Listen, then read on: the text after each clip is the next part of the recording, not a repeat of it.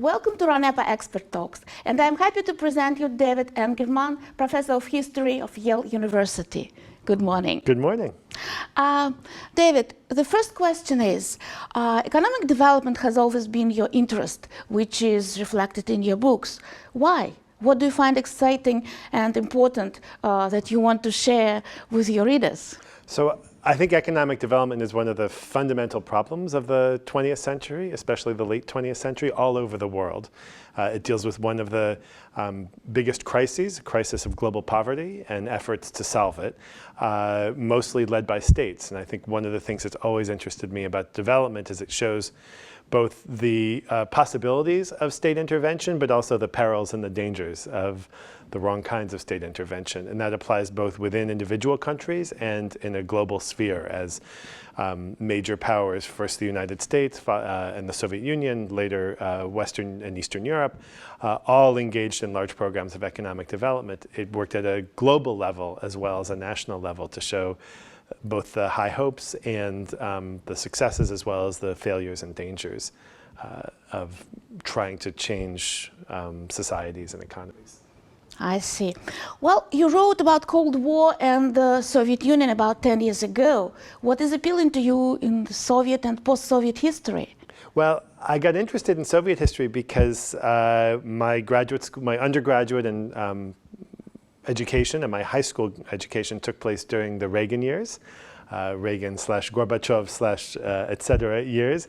And I found it just absolutely compelling history, that Soviet history challenges the historian to understand everything, all of the things historians need to think about survival, about high aspirations, about promises made and especially promises broken, about how to live in different kinds of societies and different kinds of politics. So I've always found Soviet history just truly, truly compelling and try to share that in my writings and in my teaching. Mm-hmm.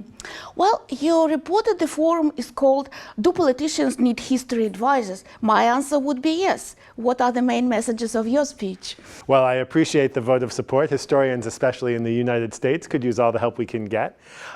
I think it's actually less important that we have historical advisors for politicians and more important that we have history teachers for politicians. I think the number one thing that historians can teach politicians is a historical mindset and a historical worldview, to look at long trajectories, understanding something before it hit the newspapers, before the crisis hit. History is a great way to teach empathy, which is not trying to justify other countries and other policies, but merely to understand how they might have come about. And the last thing I think historians, history as a profession is very good at teaching humility. Mm-hmm. Well, you work both in American and Russian archives. What other means do you use in your work? I mean, face-to-face interviews, surveys, social media probably?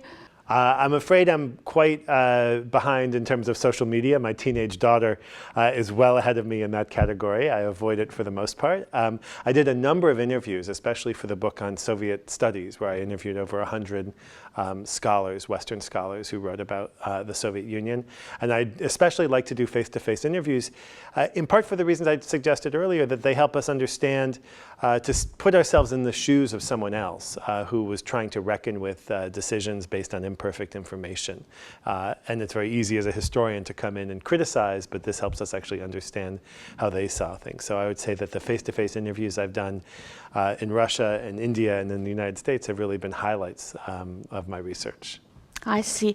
And the next question, what's next in your research pipeline? Well, I'm returning to the question of economic development, but looking at it more in the realm of ideas than in the realm of policy. So I'm looking at a number of economists from, as we say in the States now, the global South, from the Third World, who all played crucial roles in both understanding the causes of poverty and trying to address them, each in their own different ways.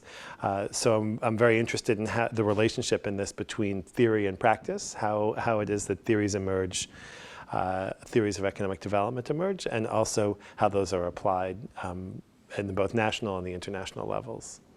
Thank you very much for the interview. Thank you very much for coming for Gaidar Forum. I know you have a busy week because you are teaching, and so you made all this way. So have a very fruitful discussion, and see you later. I hope so. Thank you very much. Bye.